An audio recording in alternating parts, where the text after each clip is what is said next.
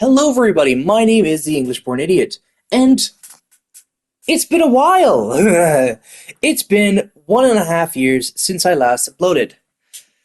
And you're probably wondering, for those who actually care and aren't new viewers, which is probably most of you, to be honest, I've been really busy with things. I was finishing up with college, I've started a master's degree, and I didn't really like the content I was making.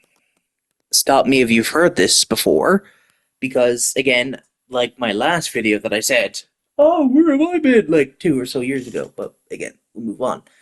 Um, yeah, I didn't really like the content I did. I finished up uni, which took up a lot of my time, which I then went on to do a master's, which took up all of my time. But I'm back now for at least a while, anyway. Um, so I'm gonna be doing different videos, which I'm actually interested. Starting, of course, with today's video ranking all the games I played in 2026 so far. So, strap in, enjoy the video, and make sure to like and subscribe if these are the types of videos that are your style. Let's get right into all the games that we have. There's a lot of games that I play throughout the entirety of 2026. So, we'll start with Grand Theft Auto 5. I've decided to put it at around a B tier, which, again, for one of the highest grossing games of all time, you would be thinking, what, a B tier? Jamie, you can't be serious. But, yeah, the main story was very fun. It was like playing a great big movie at times. The characters are really fun. They have, again, the cool powers that they have. But the main issues lie with the fact that a lot of the side missions are both, lacking in the amount that there are, especially for Michael. There isn't really a lot of Michael side missions at the end of the day. And not a lot of them are really enjoyable. Like, there's the Franklin side missions, but two of them are essentially compulsory. Like, you need to complete that's not even a side mission, it's the Lester missions, which, aren't compulsory. Like, it's weird. Like, they're the Lester missions, but they aren't technically compulsory to completing the main story. But they're the assassination missions, so they're not even side missions. Then you have, all the other side missions, which are, they're okay. You have the Tanya missions, which get repetitive after the fourth one, I think. Then it's can't remember half of them. I think Trevor has the most interesting side missions because you have the rampage stuff. You have Clyde's stuff again. Trevor's probably the most interesting in terms of the side missions. But that's really it. Like, again, after you finish up Michael's stuff, there isn't really much cool stuff after the fact. And then when you get into the online mode, it there's fun parts of it, but especially when you're playing by yourself, it can be so tedious and boring because you only can really do the Cayo Perico, the Cluck and Bell. Then you have to switch between the agency raid. I think that's what it's called, and yeah, it's you don't there's not a lot for what the rest of the game has to offer.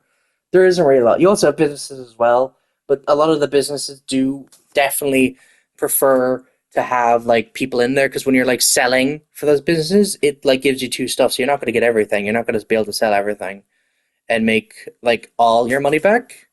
So that just really is really a bit nah. It's a bit naff there.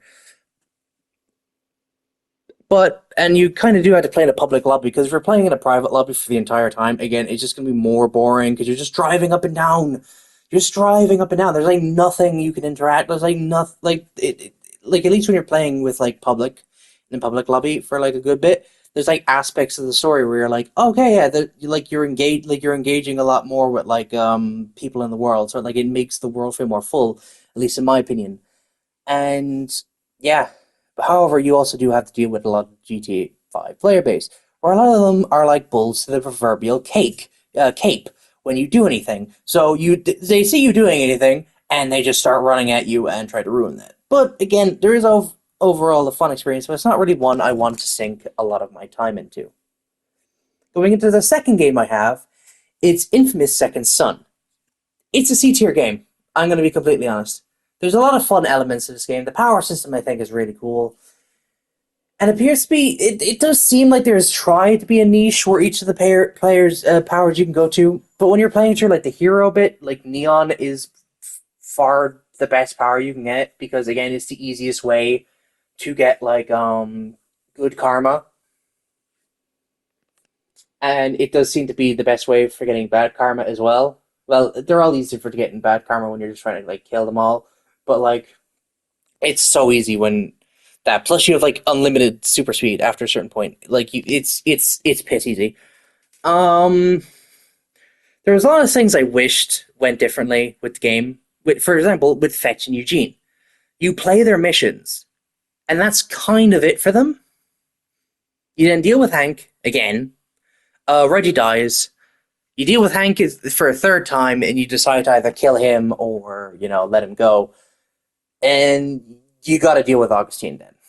There's no real time to deal with it. There's no real reaction from most of the other side characters, and basically they don't even they're not even there for most of the game. They're not even there for like all the parts where you're like doing things, and it just makes it feel very boring. And like, what's the point of having these characters in the game?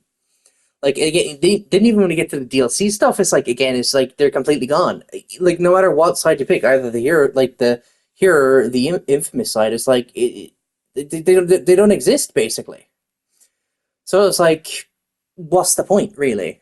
Um, I kind of wish that when you're doing the side activities, like the different activities that like relate to Fetch and Eugene, so like help busting the drug dealers or helping the guy with the yellow jackets. Like after like a certain like let's say you complete like 20 of them or 30, like they would maybe like make a comment on it.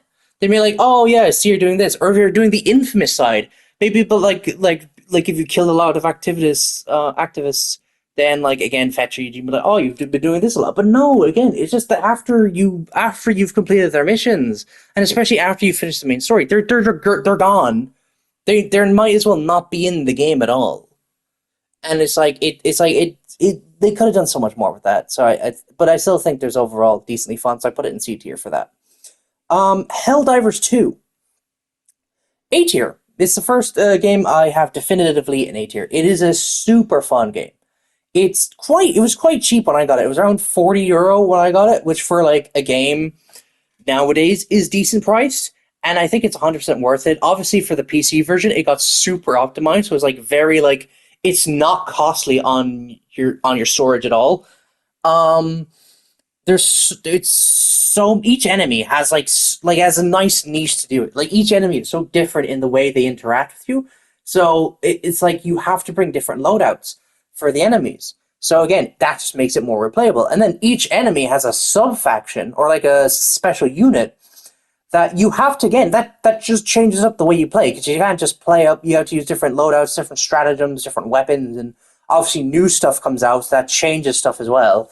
Plus, it is also one of the first games with a battle pass system where you can realistically get a lot of the stuff for free because the super credit stuff, yeah, you can 100% just pay for that yourself and get like them instantly. But you can also just grind for super credits. Like again, like after like especially like after like a certain point, like if you have an explosive weapon and the car, which I think is free. Like I don't think you need to get like any of the other things, any of the other premium war bonds. You don't like you can just like drive around easy, open up the containers and stuff. Like the only issue I think is the one where you need two people. And I do think there was a glitch with like the warp pack, which means you do need to have like one to get like a lot of them. But there's still like the rest of the areas where you can get stuff for that. And if you have like another friend that you can like log on with to do stuff, then it just makes it easier because everything is shared between you. So again, it is just really fun. Now the next game I have is Fallout New Vegas. Yeah, it's a really fun game. I couldn't get into Fallout 4. I tried like 3 or so times. I like when I was on the PS4, I just couldn't play it. It just didn't interest me as much. But then I saw that this was on sale. I think it was Christmas this year. Like it literally, like beginning of this year, I was really playing this game. End of last year, beginning of this year. And I just straight up like had so much fun with it. I like even for like just a small amount of time that I played it because I haven't finished the story yet for this game, but it's so fun. It's generally one of the most funnest games I played in the year. Now there was a small issue I had to deal with because I got into an infinite death loop with a Cassador and the saving mechanics. So I lost like 2 hours of my gameplay, but outside of that, I really liked the game. The art style as well. It's something that it's so simple, but it's so nice. I just think it works so well for the universe. And yeah, and the characters are really fun as well. Like all the like different side characters and people you meet are really fun. And then for the next game, Minecraft. I put that in A tier. It's a nice game that you can always just come back to with friends, alone, no matter what.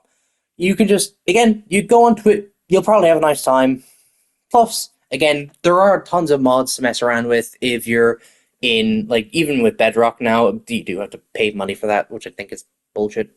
Um, so if you're on Java, again, you can get tons of free mods, and it's like again, it just like there's just so much fun stuff you can do. Again, it's a classic game, A tier. Peak. It's a game that I started a bit last year, but I played it a bit this year. It's a B tier game. It's quite fun, but you really need friends to play with it. Like if you are, it's one of those games where if you're playing it by yourself, you're not going to get the full experience out of it.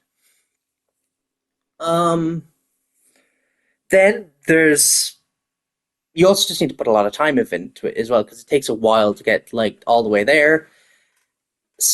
But when you're with friends, it does make the time like go very like well. Now, this is a game that if you've been on my channel for a while, hell, I'm gonna be honest. If you just go to my channel and see the previous video, War Thunder, and this might be I can't even say this is controversial anymore, considering how much shit this game has gotten. But it's War Thunder. And where the fuck do I begin with this game? There's so many like areas where it's like fun and cool and you're just like so much dopamine hits where you're just like fucking killing everything. Like you're killing all these like guys. It's like, oh my god, this is the best shit ever. It's like, oh my god, I'm getting like 20 kills a game. And it's like, and that's the good part of it. Like, you know, there's like shooting the tanks feel like very like it's very satisfactory to kill tanks, I feel like in like that aspect of it is very good. And you know, when you get to like high kill games, like you feel like you earn it most of the time. Especially if you're a free to play player and you don't have like access to a lot of those like expensive tanks that would be like very good. Um However, I think my friend put it well. It's like that one really shitty X that you had, but that gave you like some of the best times. It's like, yeah, most of the time they were like very shitty. They just fucking were horrible to you for most of it. But then there's just like these one or two times where it's like, oh, they got you like a diamond encrusted watch. They like, you know, they just like had a like a very romantic thing. Like they treated you like a fucking king or a queen, and it's like you just can't forget about those times. But every other time, like so many other times, it was basically like, dear Jesus Christ, what the hell did I get it myself into? But yeah, you get the point. Now, moving on, uh, Metal Gear Solid 5, Phantom Pain, B tier. This might ruffle some feathers a bit. I think it's a B tier game. It's my first introduction into the Metal Gear. It was my intro into the Metal Gear series, which was years ago when it was in PS Plus, in the PS Plus, which was nearly nine years ago. Nine years ago. Damn, fuck. uh, I love the stealth aspects of this game, though.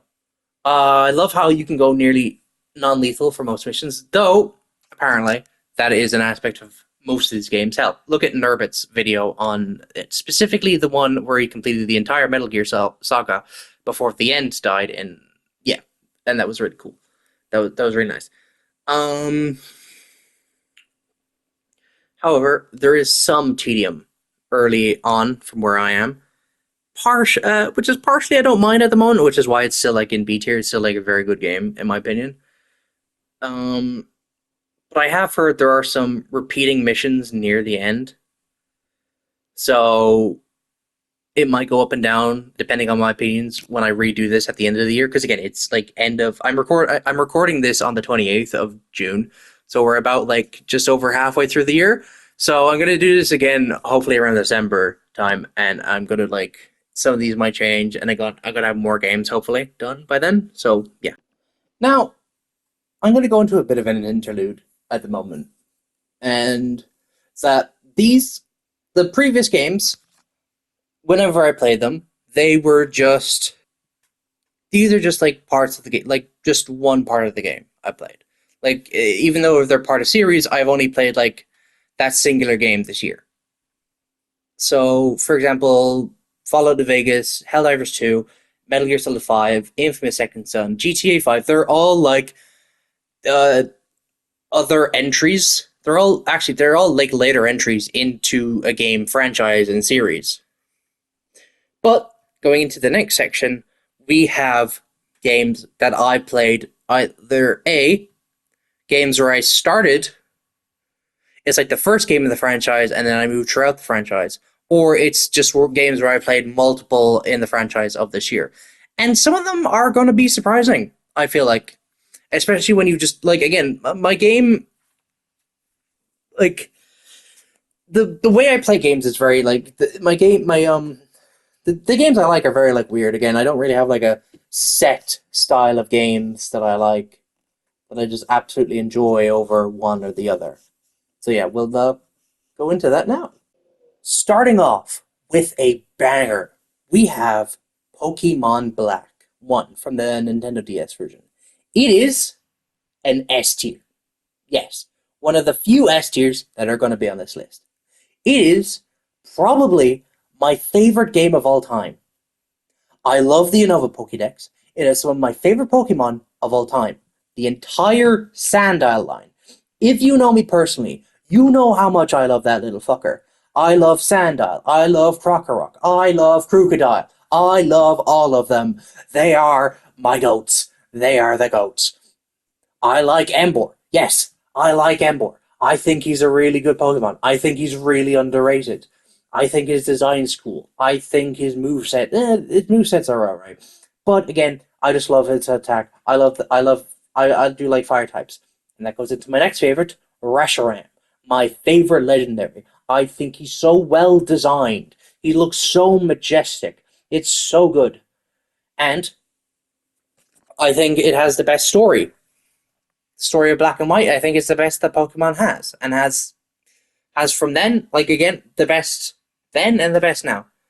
I love Team Plasma as a team, and I love my King N. But that boy, natural harmonious. It's a stupid name, but I love it. Again, I love N. I love N in Pokemon Black. He's so cool. I love how all the gym leaders as well feel like they're trying to stop Team Plasma in the background. It's something that I think, and correct me if I'm wrong, but no, like not a lot of other teams do that. Because I played through a Hoenn, game with Alpha Sapphire, and again, only really like Wallace, I think, like helped throw. Again, it was mainly only the champion, if anyone, who like actively in like throughout the games anyway have like stuff with like the enemy factions in Gen 1. I don't think there was anyone because again, when Blue was there, it's like that's it. Like again, like technically, yeah, Blue did help a bit with in Gen 1. Then there's Gen 2, Gen 3, only really Wallace. Gen 4 was like only really Cynthia that was helping you. Gen 5 is like when you actually saw like there's multiple parts in the story where like the gym leaders would actively like try and like help you deal with it, and then like deal with Team Plasma, and then they're dealing with Team Plasma like behind the scenes as well in certain aspects. Gen 6, I don't think they did it. Gen 7, I think in Gen 7 there was some like there was a bit. Can't really remember one of the characters' names, but the Dark um Island challenge, the Dark type Island challenge, had I think he kind of did a bit of help in there with Team Skull, but they weren't too bad. And then after that, like the enemy teams weren't exactly too evil. So yeah, we'll move on from that. Then we have the second Pokemon game I played this year, Pokemon Scarlet. I put that at B tier. Now I think this is a super overhated Pokemon game. It's one of they definitely, outside of like the Legend series, it's the first mainline Pokemon game where they actually like really try to like make things different. Because again, it's an open world. You have a lot more freedom in what you can do. You can, because normally in different Pokemon games, you can only get like certain Pokemon like after certain points. And now there's like some like aspects to that, whereas like again, lots of them are going to be like at different like higher levels and stuff like that. But again, like you can still do it. Like it's kind of like it's a bit kind of dumb in like there's like it's not dumb, but it's like there's kind of like you can be like stupid and just kind of like go to like certain areas of the game you're not technically supposed to be yet and catch like a huge level of Pokemon. But again, like you have so much more freedom and options to choose what type of Pokemon you bring. That and they aren't limited to different areas. Though Pokemon Sword and Shield did have the same thing with that, like the wild area, the wild zones. But I think definitely there's a lot more with this game. And again, same thing with just how you take part in the story and just like how like what aspects of the story you want to deal with first. So yeah, I think there's a lot more I can say, but I might leave it for another video. Maybe we'll see. Now this is going to be a very weird pick again, considering all the games I've mentioned so far. But FC or FIFA 24. I'm putting this in B tier. Yes, I like FIFA football games. They fill a niche where I, as a football fan, like playing as different teams and winning the top trophies for those clubs in career mode. I spent so many hours in this game, bringing up like many different teams from like either the Prem, La Liga, league, like the top five leagues, and then even just from like the Championship or like the lower divisions of Germany and Spain and England into like the top leagues, and like winning all the stuff with them. I did a career with Celtic that I was only allowed to sign like Irish players and Scottish players, and that was a fun challenge for me. It was really interesting. Um, FC. Then we have a different one, FC 26, or I put that C tier. Yeah, C tier. And it's not for the fact that the game is worse. It's just that when I was playing it, I wasn't able to get the same joy from it, but I was just so much busy with like either just work or just like playing with my friends and like Minecraft and stuff like that, and with other games. So I don't want to give it like too much stuff, but I can't give it too much high of a score because of that. But I still enjoy. I really enjoy a lot of the new stuff that was added to the game. I still think that's a very net positive. And I think I 100%, if I put the same amount of time that I put into FC24, it would be at that level, or maybe even better. But yeah. Now, we go on to another weird one. Because, again, none of you guys are going to see this coming. WWE 2K24. It's a C tier game for me. I like WWE as well. Shocker. I'm a football fan. I like WWE. I like a lot of games. Man. There's a lot of games that I haven't even mentioned that I just didn't even play this year. For reasons that I'm not going to go into because this video is already 24 minutes long. This video is getting on a bit. I liked this game when it came out. Well, when I got it, I don't think I got it when it came out. I think I got it a bit afterwards. But yeah, I liked this game when I got it. I did get kind of bored after a while. And I just didn't play it enough. Except around WWE 2K26 came out. It's fairly decent, but there was just a bit more that I wanted, which comes from the next thing I'm going to mention. WWE 2K26. B tier. This is exactly what I wanted from 2K24. More stuff, more wrestlers, more championships. I really enjoyed the game. And I think I had like 200 hours in it at the end of the day. It was like very good. I really liked it. And I'm going to explain like what the tiers are at the end of it. But going in to, I guess, from what all the games I mentioned so far, kind of more back to norm. And this is like the games now. Now we're getting into like the games where I really like replayed this year or like started this year, and I played through like the series of it. Like I'm like playing through like a start, middle, and end point. So we have Gears of War 1. Yes, it is an A tier. I love this game. I love this series. I love Gears of War. I think it's so interesting. I think there's so many cool things with it. If I get a tattoo, I'm getting the Gears. Like I'm getting, the dead, like the Gears thing with the Gears logo with it's a skull in it when you die. I think that would be very cool to get. Like that, if I ever get a tattoo, that would be that. I love the movement. I love the guns. I think all of the guns are cool. They're very nice. They're very unique. I like the enemies are very cool as well. Um, the cover mechanic. I like the cover mechanics. I like the movement. Again, no other game I played like is like it. Like again, like I can't even like say like other games are like it. So I was like, again, it's instantly drew me to that series, and it has like again decent lore from like again from a first entry of the game. It's like it has decent lore that gets added upon later on a lot more better. But we'll go into those soon because now we're in Gears of War 2. And as I said earlier about how there's only a few more S tier games, this is the second S tier game. It improved everything on the first Gears of War. It has so many more cool things. It has, I think, it added a few more weapons. It added so much more lore. And it added like small collectible things that would just tell you more, that just give you more lore on top of that. So again, it is just a better game than Gears of War 1. It also just had great emotional moments where you find Maria, Dom's wife, like, and she's basically just a husk, and Dom has to kill her. That's incredibly depressing. That is so like depressing, and it just makes the game so much better. Same with Ty in like the early bit of the game. Like you find him, and like he's supposed to be this like tough guy who's like not like that shouldn't like that can't die.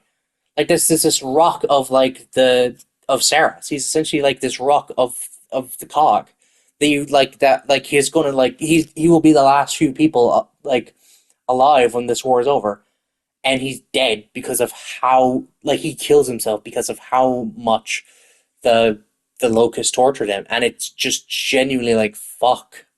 It just makes you think, holy fuck. Oh fuck. And it's also the game that pretty much like shows like how like the fact that the locusts were actually created by the humans. Again, I think in Gears of War 5 they go into more detail about that, but this is like where they like start with that. And it's like holy fuck. Like the COG are like not good people. Like they straight like they like basically are like they're like yeah, like the only reason this team this government the only reason we're fighting for these guys essentially right now is because they're not as bad as everything. Like you're just dealing with worse people. Like you have like you're dealing with like the locusts are just worse and are like will just like threaten human survival. But the COG are no good people aren't like good either. They're in like no way in any way good themselves. Also, the weapons as well. I think it forces you to use different weapons throughout the game because like you're gonna run low on ammo a lot, and I like that. I think it again like changing your loadout towards different like how like things would be different to like different aspects of the game. I like that a lot, and we'll go into another game now. Gears of War 3. I love the story. I love the story. I think the story is quite nice. I think overall the story is good. I like Dom's death was really sad for me. It was really depressing, and seeing like again Marcus's reaction to like all the death is like he's you can tell like he's been through it, and it's like shit. But there's a lot of nitpicks I have in this game that I'm gonna go over. I might left it because the video's been going on because I thought this video would be a lot longer than it was. But for this, I will go over, and it's the fact that it reduces. One of the things I really like about Gears of War 2, again, that I mentioned, was that it gives you more freedom for your, well, not even freedom, it just kind of like, there's just more weapons you will need to use. There's more stuff you'll need to use. But I feel like Gears of War 2 takes away like a lot of the freedom that you have with your loadouts. Because it makes the sniper more of a power weapon, so it requires, like, you're not allowed to get ammo for it in different areas. So if you run out of ammo for it, you run out of ammo for it, and you're probably not going to get much more of it for a while. Um, then there's the fact that with the armored Cantus, like, you have to use explosive weapons, which basically means you have to use a torque bow for like the entirety of like the last act. Like, you have to have a torque bow on you for like most of the last act. I think outside of like that last bit where you're like getting Marcus. Sorry, not Marcus. Adam Phoenix. So I don't like that aspect of it. I think it takes away from a lot of the freedom of the game, and it just makes like it creates an imbalance with a lot of the weapons, because the torque bow is not like the torque bow, you could say, was probably better than the sniper, but like both, you could still like get ammo readily for them, so they both have like their place in the game. But now the torque bow, like, there's no reason why you would use the torque bow over the sniper outside of like Anvil Gate before, because outside of like Anvil Gate, whereas like you have so much sniper ammo. But like later on, when it's I can't forget I keep forgetting the fucking name. I'm literally replaying through Gears of War 1 at the moment, and I forgot the name of the priest. But yeah, I'm dealing with those guys. They all have torque bows, which means you're going to get infinitely more ammo for the torque bow than you're ever going to have with the sniper rifle. So there's no reason to use a sniper rifle, and outside of like one section, and I don't like that a lot. Now I know, like, I've heard like some areas with like the different new characters in it. I understand, like, because again, it was the first like 4-player game, so it's like they had like different things in it, but I'm not going to go into that part of it. I might leave that for later. But yeah. So now we're going to get into a game that I never played until this year. It's not that I just didn't like this. I didn't like have a dislike towards this franchise. Well, I played one game in this franchise, and you'll understand why in a bit. Like, years ago, I was like, it's kind of interesting, but I had a weird tribalism towards Call of Duty, which again is something I do want to bring up in another video that I kind of have planned for the coming month. But we'll get into that at another time. But we're talking, of course, about Halo. And Halo Combat Evolved. Well, the Anniversary Edition. I didn't realize that the original version was backwards compatible on the Xbox 360. But Halo 2 and 1 is, so oh well. It's an A tier. It's an A tier game. I enjoyed it a lot. I played it while on call with my friends, which did made it very more enjoyable, but I think it'd still be an A tier regardless. The weapons were so fun. The AR was basically just Bert was basically just a fucking A10 half the time. The way I was just using it, just spray and praying. Well, I wasn't spraying and praying by that bitch. I was just spraying that bitch and fucking absolutely just bursting it across every enemy. Just like, yes, screw you, motherfuckers. It was so fun to use. It was so, the shotgun as well. The flood as well was such. They were terrifying to deal with. I love the library. The library is my favorite mission in the game. I think a lot of people don't like it, but the library is my favorite mission. Throughout Halo 1, I've really enjoyed it. There was like a few bits of a repetitiveness in a bit of the level design. I don't want to be too harsh on Bungie for that, because around the time it came up, but also we did have Metal Gear Solid 1 and like Devil May Cry come around around 2001, which did have, like, I do like the level design of. I haven't played Metal Gear Solid 1, but from what I've seen of it, like, it does look really nice. And Devil May Cry just has very nice level design. So, but from like how like good the game looks, I think I can't really, yeah, considering like how you play the game, I can't really like fault it too much. Um, Also, I ended up disliking fucking Captain Keys because of Truth and Reconciliation, and that bitch always just died on me. So it just became a funny joke where I'm like, fuck Captain Keys, but fuck 343 Guilty Spark. He's an annoying twat in this game, and fuck him later for other reasons. And going on to other reasons, we have Halo 2, A tier. In my opinion, slightly better than CE. All the levels were so lovely designed, I enjoyed the game a lot. It does get you to use a lot more Covenant weapons. Now, there are a lot more Covenant weapons in the game. There's the Energy Sword, the Covenant Carbine, there's obviously the Beam Rifle, there's the. And yeah, the Bruce Plasma. The Brute Plasma Rifle, I think, is in Halo 2. It's the red one, yeah. And there's obviously the long shot, not the. No, that's the fucking. That's the Gears of War sniper rifle. But there's the brute shot. Yeah, that's what it's called. The brute shot. Yeah, that thing. That thing's cool as well. The shotgun is still my favorite weapon. Uh, I like. I love the added Covenant lore and Arbiter. The Arbiter was really cool. Fucking love Keith David, goated voice actor. I did feel like at the end there's left more to be desired, but I know the game did have like rushed the game. I'm not gonna say rushed, but like they weren't able to add like as much as they wanted to the game. Also, Johnson's peak in this game. Johnson's at his best, I think, in Halo 2. Because obviously you got like two of his like peak lines in the same mission. You got the fucking Dear humanity, we regret being alien bastards. We regret coming to Earth. And we most definitely regret that the Corps just blew up our raggedy ass fleet. Probably one of my favorite ones. Then we have, of course, when I joined the Corps, we didn't have any fancy smashy things. We had sticks, 2 sticks, and a rock for the whole platoon. We had to share the rock. Fuck up, boy, you're very one lucky Marine. And obviously, oh, I know what the ladies like. Again, fucking Johnson's so funny in this game. He's so funny in Halo 2. Now, Halo 3. Again, S tier. It looks so good. It plays so good. The weapons are so nice. I think outside of the Needler, I'm not a huge fan of the Needler in Halo 3, but that's it.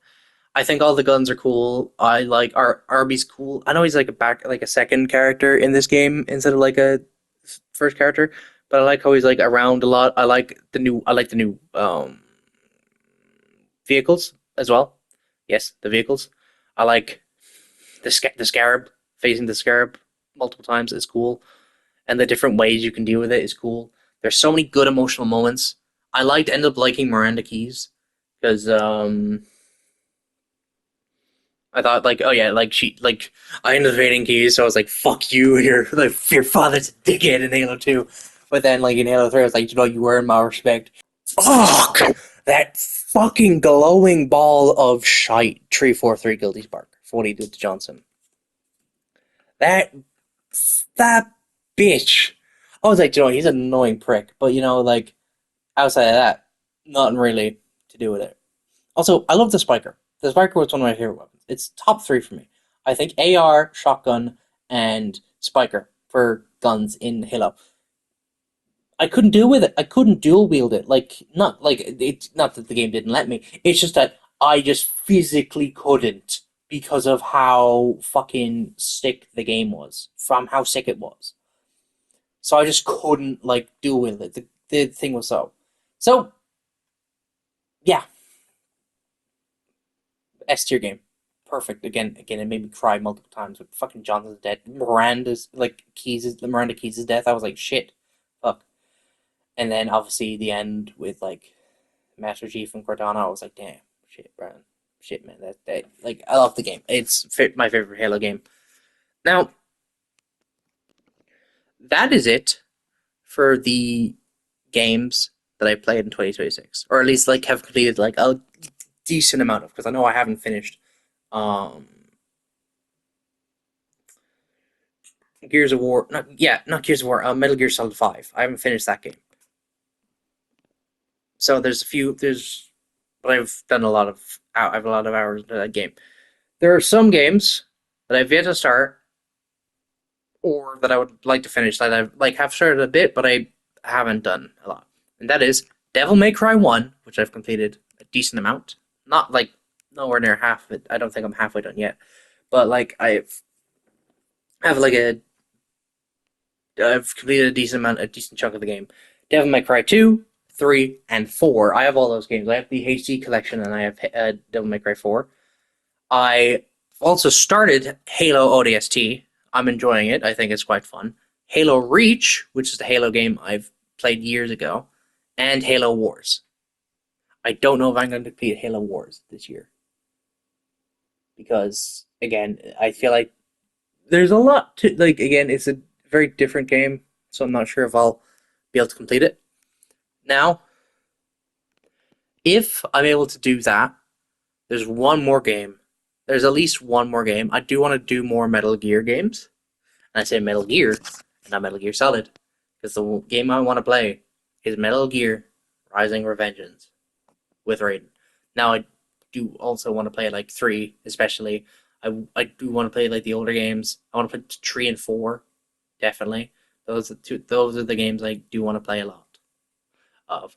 But I know Rising Revengeance is like different enough to the point, and it's also technically non-canon.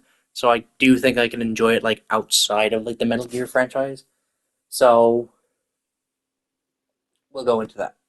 Now, going into the final, well, yeah, we'll just take a look at the final rankings and we'll go from C tier.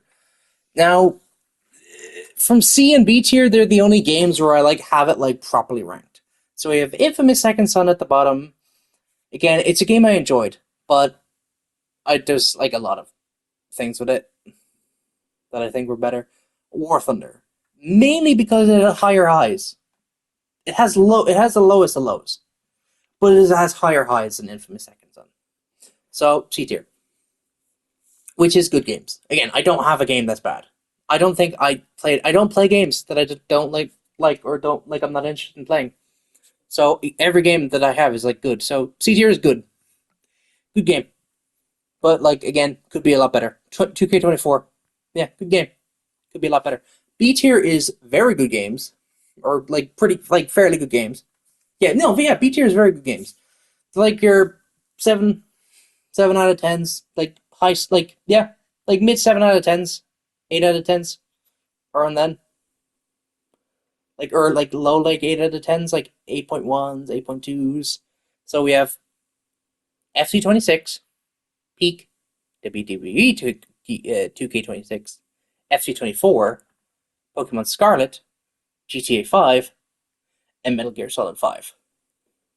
And the A tiers, which is like really good, like excellent games. Like these are like very good games, and these are like your 8.5 out of 10 pluses. You have Minecraft, which to be fair is mainly in there just because like it's a game you can always come back to. It could drop into B tier, maybe depending on like how much I enjoyed the Devil May Cry series and Rising Revengeance. That might drop into B tier. Halo CE 2 and Gears of War 1 and 3. Those are all A tiers. Those are all at least above 8.5. Halo 2 for me is slightly better than Halo 1. I think if Halo CE is an 8.5 out of 10, Halo 2 is an 8.75 out of 10. It's slightly better, but not by a lot. Gears of War 1, I think 3 is still slightly better. I do like the Lambent as an enemy, so I think 3 is over 1 for me. Fallout New Vegas, again, very good game, like a lot, A tier. Helldivers 2 as well. I think it might be my top A tier game. It's so fun to play. I just had so many good moments. Again, I have played it a lot with friends, so there is that aspect of it.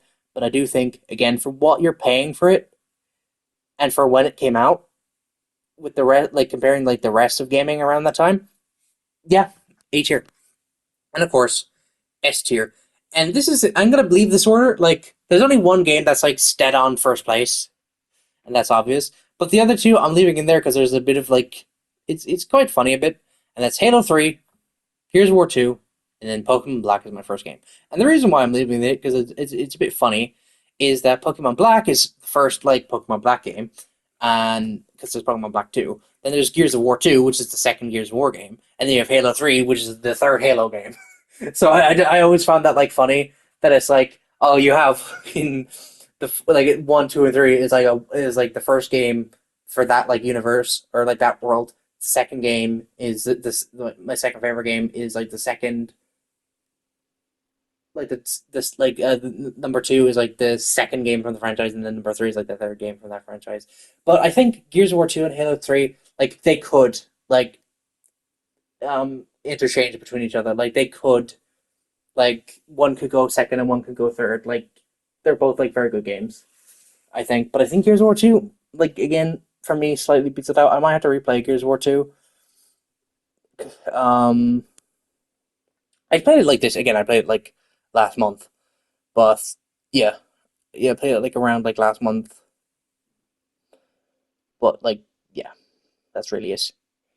So that's all I really have to say for this video. Thank you so much for watching this. It's 46-minute video. It's not my longest video that I've done. It's definitely up there. So, but thank you so much for watching this video till its end if you did. And hopefully I have a lot more videos coming at the end of this year. So again, if you do want to see more videos where it's more discussion-based videos, talking about the state of gaming and just kind of where gaming is at the moment, and like kind of what could gaming become. So if you do like that, make sure to like and subscribe and turn on notifications as well so you don't miss an upload. And that's all I really say. And that's all I really had to say. So thank you again so much for watching, and peace out. Have a good day. Be good people, as James A. Janice would say.